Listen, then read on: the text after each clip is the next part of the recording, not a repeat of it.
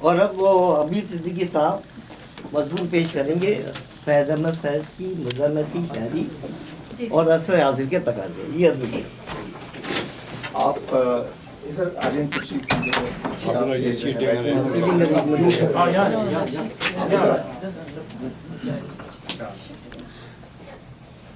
ایک کرسی اور بھی تو ہے. Thank you better.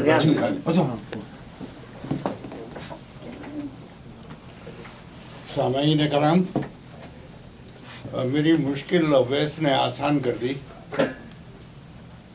ارادہ یہ تھا کہ فیض صاحب کے اوپر پروگرام کیا جائے، لیکن یہ ایک ایسا موضوع ہے کہ جو بہت طویل بھی ہے اور اس پر گفتگو کرنے کے لیے کافی وقت درکار ہے. فیض بحیثیت شاعر کے یا فیض بحیثیت روایتی شاعر کے اور تجربے کے، تو اس کے بہت سارے موضوعات ہیں. تو ویس نے مجھ سے یہ کہا، یہ مجھے انہوں نے ٹیکسٹ کیا کہ بہتر یہ ہے کہ موضوع کو مختصر کر دیں، اور موضوع آج کا ہے فیض کی مزاحمتی شاعری اور عصر حاضر. میری آپ سب حضرات سے بھی یہی درخواست ہے کہ جب آپ گفتگو کریں تو اسی موضوع پر قائم رہیں، فیض کے اوپر گفتگو کرنا شروع نہ کر دیں، اس لیے کہ پھر تو موضوع اور ایک سنجیدہ محفل کا تقاضا بھی یہ ہوتا ہے کہ جب آپ گفتگو کرتے ہیں تو کسی ایک فوکس پر گفتگو کی جائے تاکہ سب کے علم میں اضافہ ہو اور ہم ایک دوسرے سے سیکھ سکیں. بنسبت کہ فیض پیدا کہاں ہوئے تھے اور ان کی شاعری کے بڑے مشہور ہیں، اور انہوں نے یہ اس قسم کی گفتگو سے اگر اجتناب کریں تو اس محفل کا وقار اور بڑھ جائے گا. میں اپنی گفتگو کا آغاز کرتا ہوں. میں نے کچھ پوائنٹس اس لیے لکھ رکھے ہیں کہ مجھے یاد رہیں کہ میں کیا گفتگو کرنا چاہتا ہوں. فیض صاحب کی تعلیم ایک ضروری امر معلوم ہوتی ہے ان کی مزاحمتی شاعری کی بحث کرنے کے وقت. انہوں نے انگریزی اور عربی میں ایم اے کیا تھا، اور ان کی زندگی کا ٹرننگ پوائنٹ دراصل 1935 سے 1937 تک ایم اے او کالج امرتسر کی ملازمت ہے. اس وقت ان کی عمر 24 سال تھی، اور وہ جس کالج میں پڑھانے گئے تھے اس کے پرنسپل تھے ڈاکٹر ایم ڈی تاثیر، اور اس کے وائس پرنسپل تھے صاحبزادہ محمود الظفر. اور اسٹاف میں بھی اسی قسم کے حضرات تھے، اور یہیں پر فیض کے ذہن کی تشکیل ہوئی. صاحبزادہ محمود الظفر صاحب نے ان کو پڑھنے کے لیے کمیونسٹ مینیفیسٹو دیا، جو بقول فیض صاحب کے انہوں نے اسے کئی بار پڑھا، اور محمود الظفر صاحب سے اس سلسلے میں گفتگو بھی کرتے رہتے تھے. اس کے بعد ان کے مطالعے میں ایک کتاب آئی جو بہت مشہور کتاب ہے، اور میں آپ سب کو یہ مشورہ دوں گا کہ اسے ضرور پڑھیں، حالانکہ خاصی پرانی کتاب ہے. جان ریڈ کی کتاب ہے دا ڈیز دیٹ شک دا ورلڈ. یہ اکتوبر ریولیوشن کے بارے میں ہے جو سن 1917 میں روس میں انقلاب پذیر ہوا، بولشوک ریولیوشن، جس کے تحت ایک کمیونسٹ گورنمنٹ وجود میں آئی. حیرت کی بات ہے کہ فیض صاحب کی پیدائش سن 1911 کی ہے، اور بولشوک ریولیوشن 1917 میں آیا، تو اس وقت فیض صاحب کی عمر 6 سال تھی، اور 24 سال کی عمر میں وہ محمود الظفر صاحب سے ان کی دوستی ہوئی، اور یہاں سے ان کی کمیونزم میں دلچسپی کا آغاز ہوا. فیض صاحب نے اس زمانے میں لینن کو بھی پڑھ لیا، اور اس کے بعد جتنے بھی مشہور اشتراکی فلسفی تھے اور ادیب تھے ان کو نہ صرف انہوں نے پڑھا بلکہ ان سے انہوں نے ذاتی تعلقات قائم کر لیے. ایرنبرگ سے ان کی ملاقات ہوئی. ایرنبرگ اس وقت ضعیف ہو چکے تھے، لیکن یہ ان سے ملاقات ان کی بڑی بامانی رہی اور ایک دوستی میں تبدیل ہو گئی. فیض صاحب نے جب 1937 میں ایم اے او کالج چھوڑا، اس وقت تک وہ ایک کٹر کمیونسٹ بن چکے تھے، اور ان کا یہ ایمان تھا کمیونزم پر اور سائنٹیفک سوشلزم کو وہ ہماری معیشت کی راہ نجات سمجھا کرتے تھے. اس کے بعد 1942 سے 1947 تک، اور میں ایک بات کہنا اور بھول گیا یہاں پر کہ آپ کے لیے یہ حیرت کی بات ہوگی، اور میرے خیال سے آپ اس کو سمجھ بھی سکتے ہیں اس کے پس منظر میں، کہ سعادت حسن منٹو جو تھے وہ فیض صاحب کے شاگرد تھے. حالانکہ وہ فیض صاحب نے کہا کہ وہ لیکچر اٹینڈ نہیں کرتے تھے، زیادہ تر باہری وقت گزارتے تھے، لیکن ظاہر سی بات ہے کہ وہ بھی اپنے زمانے کے اور اپنے فن میں فیض صاحب سے کم نہیں تھے. سعادت حسن منٹو جو تھے انہوں نے بھی MAO کالج امرتسر کو اس زمانے میں تعلیم حاصل کی تھی. سن 1942 سے 1947 تک، 1947 تک پاکستان بننے تک، فیض صاحب جو تھے وہ برٹش انڈیا آرمی کے اندر انہوں نے سیکنڈ لیفٹیننٹ کی حیثیت سے ملازمت اختیار کی. اس میں وہ پبلک ریلیشنز ڈپارٹمنٹ میں تھے، اور یہاں پر بھی ان کے تعلقات اپنے ذہنی رجحان رکھنے والے لوگوں سے زیادہ قائم ہوئے. یہیں پر ان کی ملاقات جنرل اکبر خان سے ہوئی اور وہ دوستی کے اندر تبدیل ہو گئی. پاکستان بنا تو پاکستان بننے کے بعد وہ جب پاکستان تشریف لائے تو انہوں نے پاکستان ٹائمز کی ایڈیٹرشپ 1 سال کے لیے کی. اس میں انہوں نے جتنے بھی اداریے لکھے وہ ان انگریز افسروں کے خلاف تھے کہ جو وہ یہ سمجھتے تھے کہ یہ ملک کے لیے بہتر نہیں ہے. یہاں پر میں ایک چیز کی وضاحت کر دوں کہ ان کے اداریے اور ان کی حرکات ان کی گرفتاری کا سبب بنی، ان کی شاعری نہیں. شاعری کی بنیاد پر ان کو گرفتار نہیں کیا گیا. یہ ان کی وہ ایڈیٹوریل تھے جو انہوں نے ان انگریز افسروں کے خلاف لکھے تھے کہ جو پاکستان میں کام کر رہے تھے اس زمانے میں. تو یہ 1942 سے 1947 کا زمانہ ہے، اور اس کے بعد 1951 میں اکبر خان کے گھر میں ایک خفیہ میٹنگ ہوئی جس میں یہ بھی شریک ہوئے اور سجاد ظہیر بھی. یہ تمام آرمی آفیسرز اور سجاد ظہیر اور فیض احمد فیض صاحب. اور یہ اپنے ذہن میں رکھیے آپ کہ یہ پاکستان کو آزاد ہوئے صرف 4 سال کا عرصہ تھا، اور ظاہر سی بات ہے کہ اس زمانے میں ملک میں بے شمار تحریکیں ایسی اٹھی ہوئی تھیں کہ جو ملک کو ختم کرنا چاہتی تھی.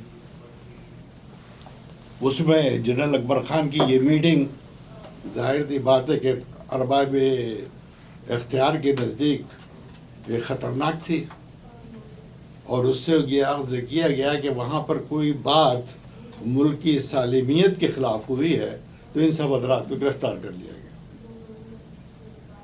فیض احمد فیض صاحب گرفتار ہوئے. ادبی دنیا کے لیے ان کی گرفتاری میں کسی حد تک ایک احسان سمجھتا ہوں، اور میں اس کو اچھا سمجھتا ہوں.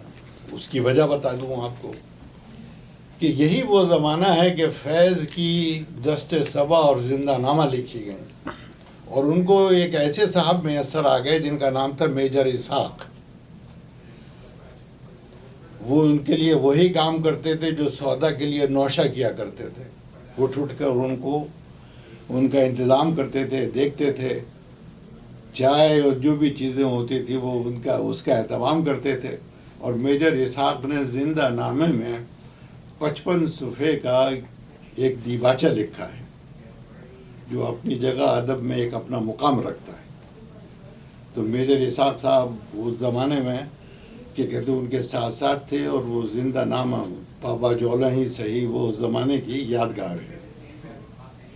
اب اس کے بعد فیض صاحب کی ان تمام مزاحمتی تحریکوں سے وابستگی رہی، اور انہوں نے PLO سے بھی ان کا رابطہ رہا، اور یاسر عرفات کے کہنے پر وہ لوٹس کے ایڈیٹر بھی رہے کچھ عرصے کے لیے. وہ جو پیلسٹینین لبریشن آرگنائزیشن کا جو ایک رسالہ تھا اس کے وہ کہ کہتے ہیں ایڈیٹر بھی رہے. اب فیض صاحب کی مزاحمتی شاعری کا کے بارے میں آپ کو یہ بتانا چاہتا ہوں کہ یہ روایات سے ہٹ کر ایک شاعری ہے، اور اس میں انہوں نے ایک نیا لہجہ اور ایک نیا اسلوب اختیار کیا ہے۔ فیض صاحب کی شاعری نے، مزاحمتی شاعری نے الفاظ کے معنی بدل دیے۔ قفس، زندہ، بانک پن، کج کلاہی، یہ بالکل ایک نئے معنوں میں۔ اس سے پہلے اردو ادب میں یہ کبھی نہیں ہوا کہ کوہ یار سے نکلے تو سوئے دار چلے۔ یہ نہیں پرانے زمانے کی روایاتی شاعری کے اندر کوہ یار کے اندر رقیب سے تو سامنا ہوتا ہے، لیکن سوئے دار نہیں پہنچا جاتا۔ تو یہ فیض کا کمال تھا۔ اس کے بعد سر پھوڑتی پھرتی ہے اپنی فریاد جو در در جاتی ہے، ایک مزاحمتی شاعری۔ ہم جو تاریک راہوں میں مارے گئے، سرخ ہو گئی ہے میرے لہو کی تال، آ جاؤ اے فریقہ، چلے بھی آؤ کہ گلشن کا کاروبار چلے۔ گلشن کوئی کاروبار نہیں کرتا، گلشن یہاں معنی ہی اس کے لہجہ بدل دیا ہے، اس کے معنی بدل دیے ہیں۔ اور یہ شعر، قفس خدا سے یارو صبا سے کچھ تو کہو، کہیں تو بہر خدا ذکر یار چلے۔ تو ان کا جو سب سے بڑا کنٹریبیوشن فیض صاحب کا ہے وہ یہ ہے کہ انہوں نے الفاظ کے معنی بدل دیے، اور اس شاعری کے اندر یہ اب مختلف معنی میں یہ چیزیں استعمال ہوتی رہیں۔ غالب کے ہاں زندہ کا مفہوم کچھ اور ہے، فیض کے ہاں زندہ کا مفہوم کچھ اور ہے۔ اور اس کے بعد ان کا دوسرا بڑا کارنامہ پروگریسو رائٹرز موومنٹ کی بنیاد تھی، جس کے یہ فاؤنڈنگ ممبرز میں سے ہیں۔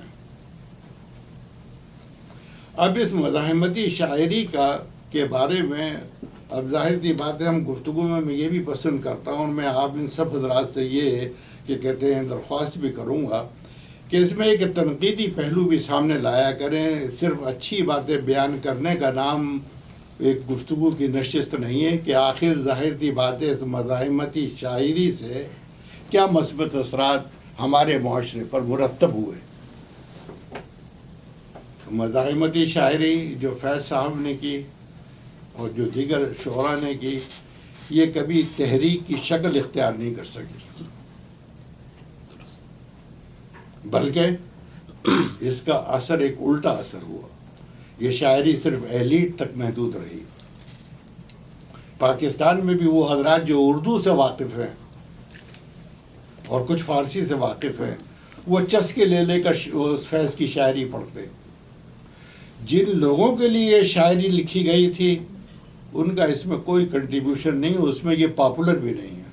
آپ کسی کسان کو بیٹھ کر اس سے بات کریں کہ چلے بھی آؤ کہ گلشن کا کاروبار چلے، وہ آپ کی شکل دیکھے گا۔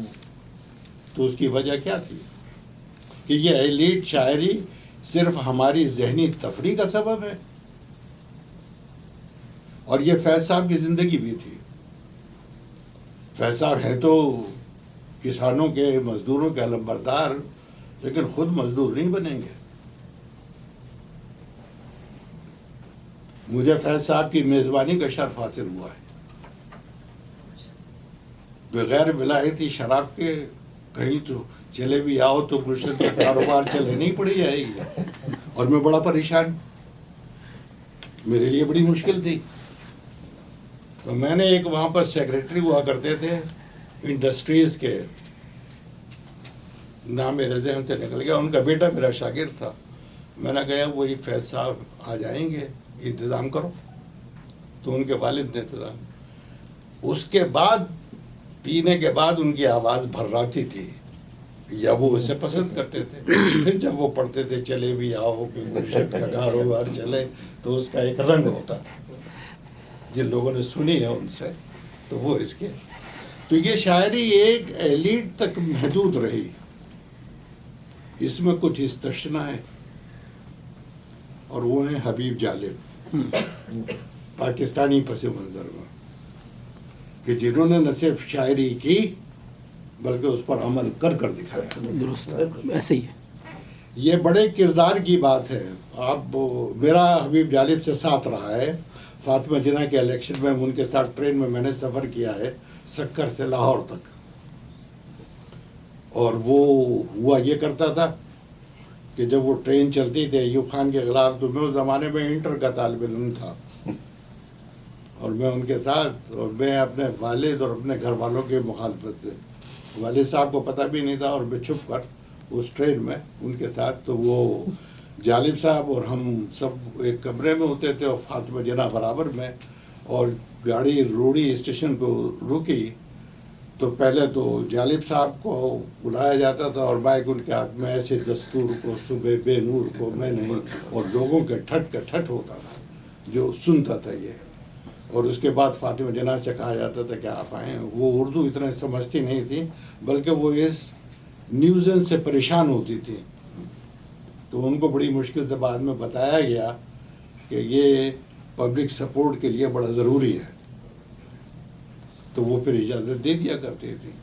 تو پاکستان میں سوائے حبیب جالب کے کہ جن کے کردار کا معترف ایک زمانہ ہے، بھٹو صاحب نے ان کو اپنے یہاں بلایا، اور بلانے کے بعد یہ کہا کہ بڑے بڑے لوگ آئے ہوئے ہیں، میں چاہتا ہوں حبیب جالب تم شاعری، اور انہوں نے وہاں پر انہی لوگوں کے خلاف جو ان کے مہمان تھے ان کے خلاف انہوں نے شعر بول وہیں پر پڑھے۔ بھٹو صاحب کچھ بھی ناراض نہیں ہوئے، گرفتار کر لیے گئے، اور قسم و پرسی کی حالت میں مرے۔ ہندوستان میں البتہ ایک بڑی روشن مثال ہے، اور وہ مخدوم محی الدین کی ہے۔ مخدوم محی الدین صاحب نے شاعری کی، وہ ٹریڈ یونین کے صدر رہے اور آخر تک لڑتے رہے، غربت میں زندگی گزاری، انہی لوگوں کے ساتھ رہے وہ، اور ان کا صلہ اس قوم نے بھی انہیں خوب دیا۔ ان کا مجسمہ وہاں پر قائم ہے، اور لوگ عقیدت کے لیے اس مجسمے کے پاس جاتے ہیں، مخدوم محی الدین کے۔ بنگالی تھے وہ؟ حیدرآباد کے پاس حیدرآباد مخدوم محی الدین۔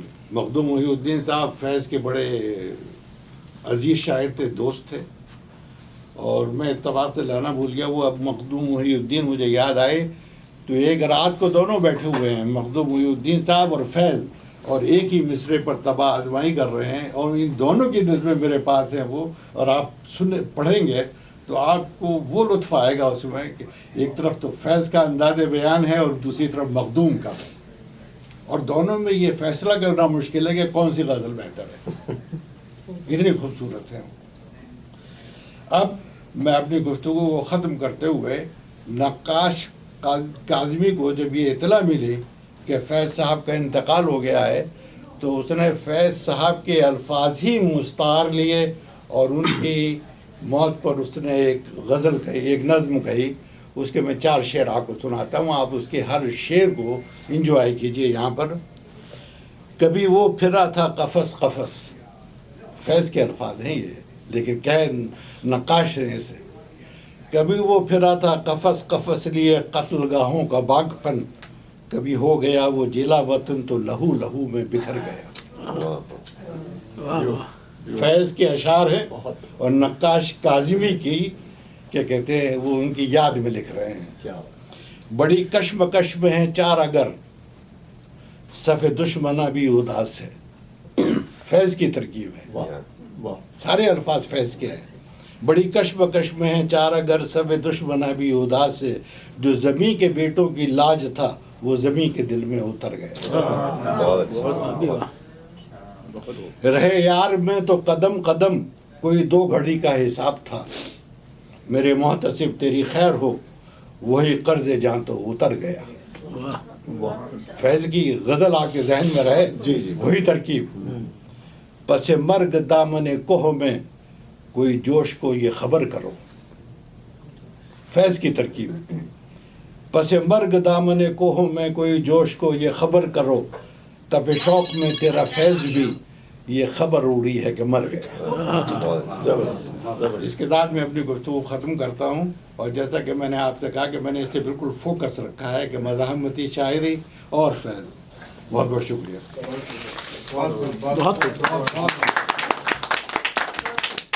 یہ آپ نے جو فرمایا فیض صاحب کے متعلق،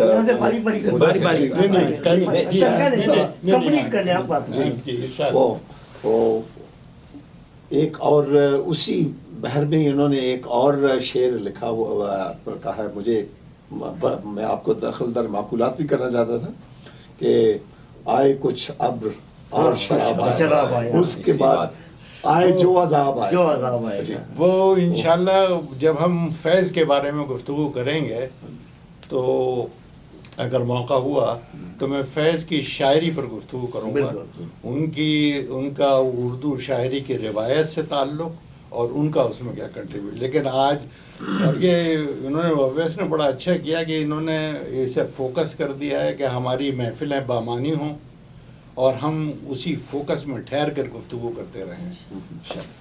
اچھا میں بھائی اتنا اچھا آپ نے مضمون پڑھا، ایک سوال ہے اس کے بعد، میں سوال ذہن میں آ رہا ہے تو میں سوال کر لیتا ہوں آپ سے۔ فیض صاحب کا وہ زمانہ جو وہ ایم او کالج میں تھے، وہ دین محمد تاثیر کے ساتھ، تو وہاں کے مشاعروں میں یہ ایک دم بہت پاپولر ہو گئے، جنگی تھے اس زمانے، چھوٹے تھے، تو ایک رومانی شاعر کے طور پر یہ انٹروڈیوس ہو گئے پورے ہندوستان و پاکستان میں، بر صغیر میں۔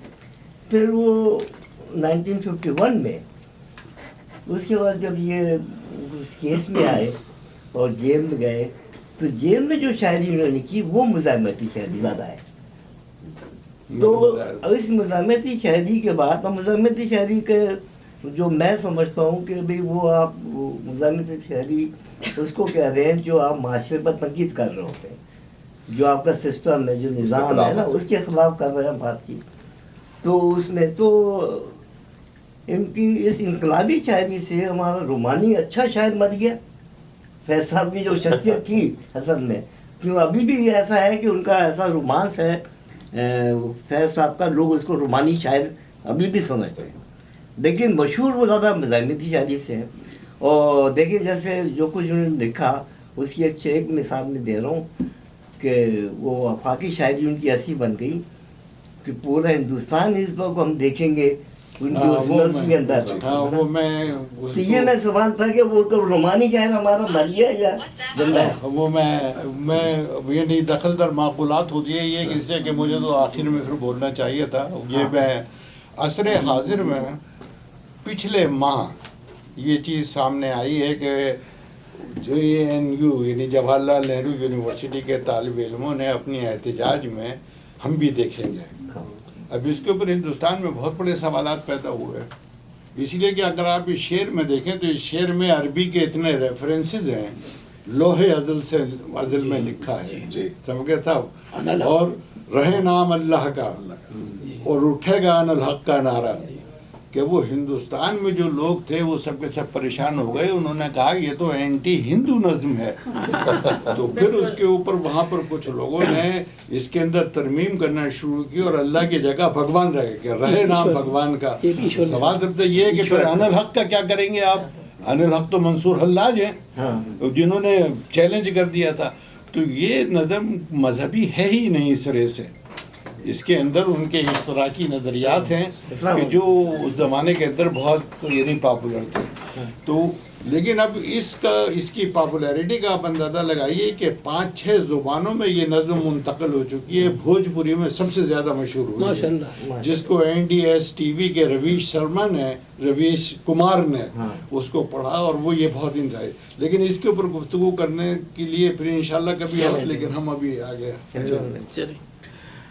میرے خیال میں جو ضروری بات انہوں نے کر دی اس کے حوالے سے، کیونکہ ہم جب آپ ذکر کر رہے تھے، یہ حقیقت ہے کہ ہماری جتنی بھی مزاحمتی شاعری ہوئی ہے سوائے حبیب جالب کی کوئی بھی عوامی شاعری نہیں ہوئی، اور یہ پہلی بات ہندوستان میں نظر آ رہا ہے کہ فیض احمد فیض کا وہ مقصد بھی نہیں تھا وہ شاعری کرنے کا، کہ لیکن وہ استعمال میں نظر آ رہا ہے آپ کو کہ موجود ہے۔ لیکن یہاں پہ